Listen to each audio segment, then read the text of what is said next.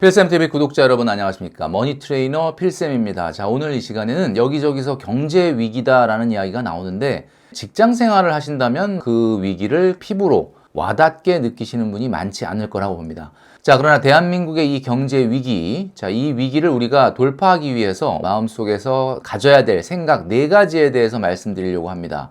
나는 지금 당장 괜찮다라고 하더라도 이 내용을 한번 잘 음미하면서 우리가 이 경제 위기를 어떻게 하면 잘 돌파할 것인지 한번 생각해 보는 시간을 가지면 좋겠다라는 생각을 합니다. 자, 제가 공지사항으로 계속 말씀드리고 있는데요. 필쌤의 5년 만에 부동산 책인데요. 많은 관심을 부탁드립니다. 자, 제가 경제 위기, 전 국민에게 불어닥친 경제 위기 이야기를 했는데요. 굳어지는 저성장, 그러니까 한국의 잠재 성장률이 올해 아마 1% 미만으로 하락한다라는 보도가 있었습니다.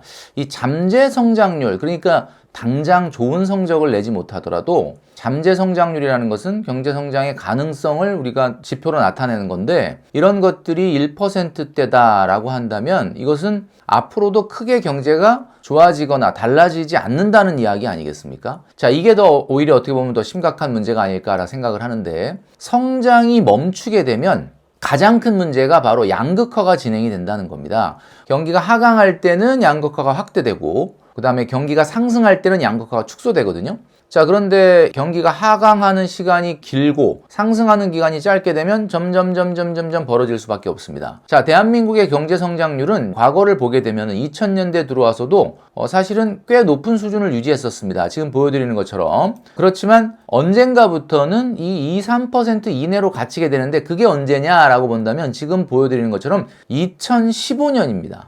2015년부터는 여러분도 기억하시겠지만 우리가 알고 있는 저금리가 시작이 됐고, 그리고 그 이후에 코로나로 인해서 굉장히 저금리를 한번 경험을 했죠. 코로나 때는 우리가 마이너스 0.7%를 기록한 적이 있었고, 그리고 금융위기 때 0.7%를 기록한 적이 있었죠. 자, 이 두 경우를 제외하고 1%가 안 됐던 적이 있습니까?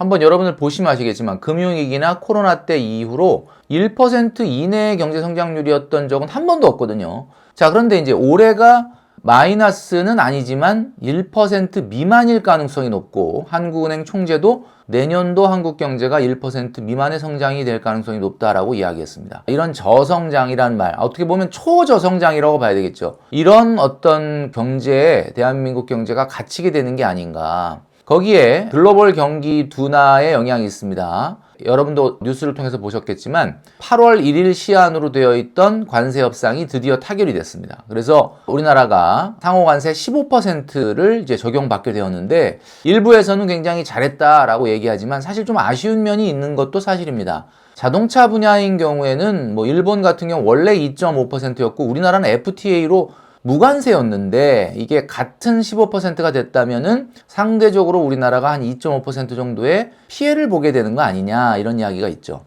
어쨌든 간에 합의를 통해서 관세에 대한 불확실성이 제거가 됐다라는 점에서는 반가운 소식이긴 한데, 좀 씁쓸한 면이 있을 수 있습니다. 보도된 첫날 25% 상호 관세율이 15%로 낮추는 것을 합의했다라고 하니까 언뜻 듣는 사람 입장에서는 굉장히 반가운 소식이다라고 생각할지 모르지만, 우리나라는 원래 무관세였거든요. FTA를 체결한 나라이고, 그러던 것을 갑자기 트럼프가 8월 1일 이후에는 25%로 하겠다 라고 이렇게 선언을 하고 협상을 통해서 15%로 낮춘 거니까, 이게 원래는 0%였던 건데 마치 25%가 15%로 낮아진 거니까 굉장히 좋은 거 아니냐라고 생각하는데, 내용을 들여다보면 사실은 좀 씁쓸한 면이 있다라는 거죠.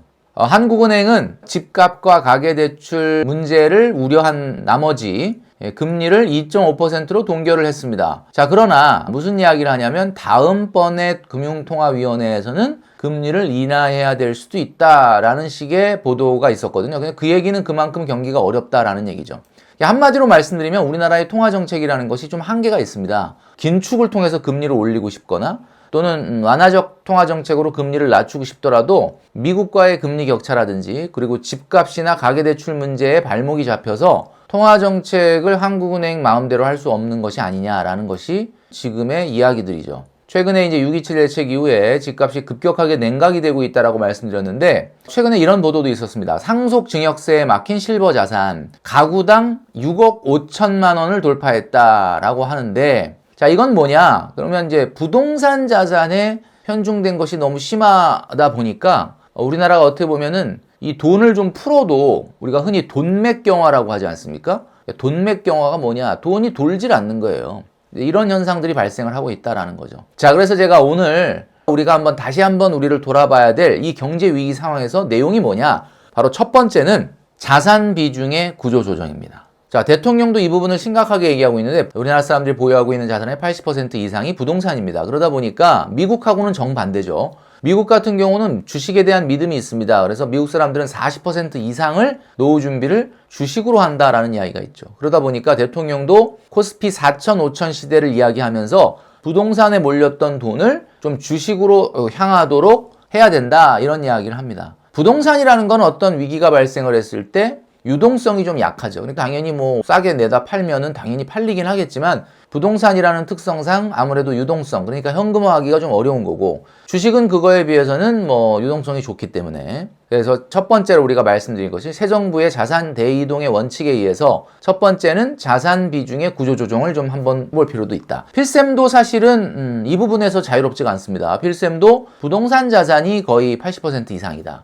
그래서 저도 이제 이런 부분에 대한 고민을 좀 하고 있는데, 여러분도 한번 돌아보면서 부동산에 쏠려 있는 자산 비중을 좀 구조 조정할 필요가 있지 않느냐. 이것이 바로 미래 대한민국의 경제 위기를 막아낼 수 있는 첫 번째 행동이 아닐까라는 생각을 하게 됩니다. 자, 그러다 보니까 필셈이 시리즈로 계속 말씀드리고 있는 거 있죠? 1억, 2억 이상 모은 분들 같은 경우는 무조건 부동산으로 가거나 아니면 예적금만 하지 말고 S&P 500 ETF라든지 또는 한국의 배당주 ETF라든지 나스닥 ETF라든지 이런 ETF로 한번 눈을 돌려볼 필요가 있다. 그래서 몰빵 투자는 안 되겠지만 그래도 예적금과 전략적 자산 배분을 좀 할 필요가 있다, 이런 말씀을 좀 계속 드리고 있는 거죠. 자, 두 번째는 말이죠, 부채의 구조 조정이 되겠습니다. 제가 늘 말씀드리는 그 워렌 버핏의 인용하는 말에 의하면 버는 것보다 덜 쓰는 삶이 우선이 되어야 한다라고 했죠. 직장인들 중에서도 사실은 집을 사거나 사업을 하거나 하는 자금도 아닌데도 불구하고 마이너스 통장 같은 것들을 대부분 가지고 있습니다.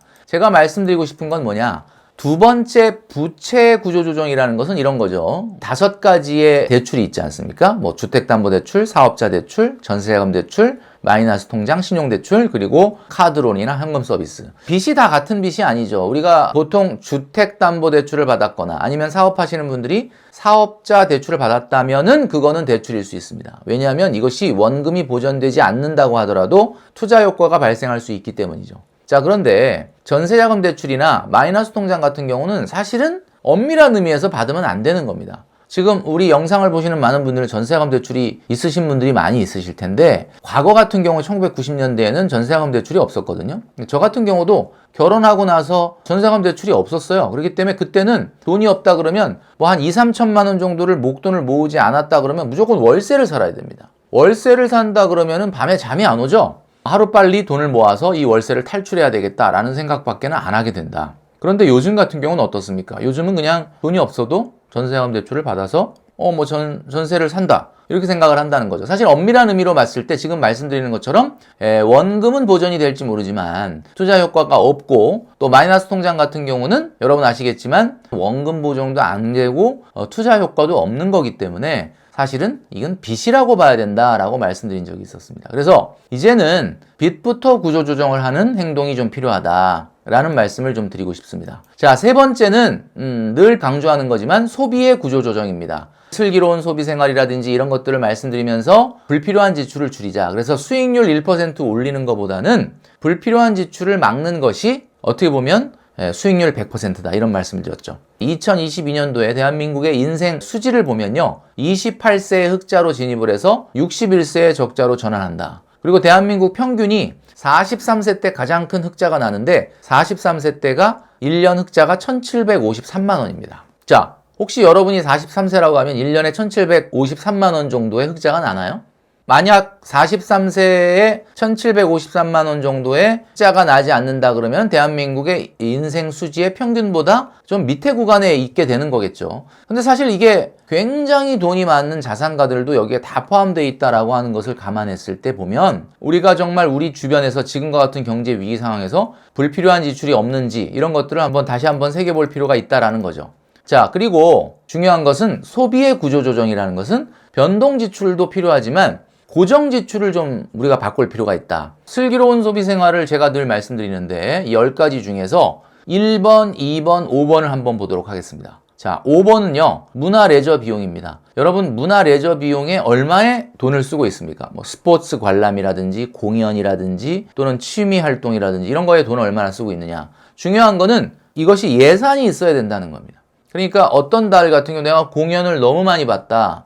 뭐 예를 들면 문화 레저 비용을 너무 많이 지출했다. 그러면은 그 부분을 좀 조절을 해야 돼. 왜냐면 이거는 예산이 있는 고정비이기 때문에 그렇다는 거죠. 그래서 이 예산은 제가 말씀드렸던 것처럼 10% 이내로 해야 된다. 여러분 소득의 10% 이상을 문화 레저비로 쓰게 되면 이건 구조적으로 소비가 걷잡을 수 없이 커질 수밖에 없다. 그 다음에 이제 휴가철이지 않습니까? 여름 휴가. 저도 이제 여름 휴가를 막 다녀왔는데 여러분 아시겠지만 여름 휴가라고 하는 것은 1년에 우리가 뭐 딱 한 번 가는 거 아닙니까? 물론 여행 비용이라고 하는 거는 꼭 여름에만 우리가 사용하는 건 아니지만 여행 비용은 늘 말씀드리는 것처럼 여러분들이 구조조정을 통해서 연소득의 5% 이내로 좀 조절을 해야 된다. 이런 말씀을 계속 드리고 있죠. 자, 그 다음에 1번은 자동차에 관련된 거죠. 그러니까 1번, 2번, 5번 같은 경우는 여러분들이 구조조정을 해야만 소비를 붙잡을 수가 있다, 붙들어 맬 수가 있다라고 하는 겁니다. 이것이 바로 소비의 구조조정이 되겠습니다. 인생은 세 권의 문제집이라고 합니다. 성장기, 활동기, 노후기죠. 자, 여기서 중요한 건 우리가 지금 활동기인 두 번째 문제집을 풀고 있다라는 건데요.